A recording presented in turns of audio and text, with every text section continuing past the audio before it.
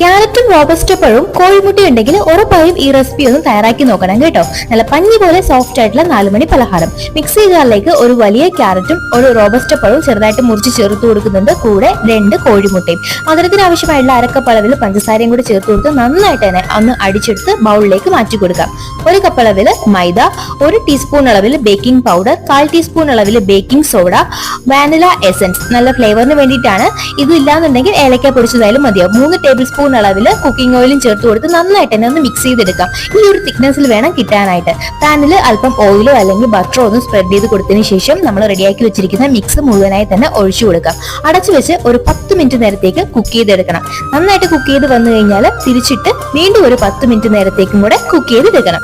Law to medium ഫ്ലെയിമിൽ വെച്ചിട്ട് വേണം ഇത് നമ്മൾ റെഡിയാക്കി എടുക്കാനായിട്ട്. അപ്പോൾ വളരെ സിമ്പിൾ ആയിട്ട് ഫ്രൈയിങ് പാനിൽ തയ്യാറാക്കി എടുക്കാൻ പറ്റുന്ന ക്യാരറ്റ് ബനാന കേക്ക് തയ്യാറാക്കി നോക്കുക. ഇന്നത്തെ വീഡിയോ ഇഷ്ടമായി മറക്കാതെ ലൈക്ക് ചെയ്യുക.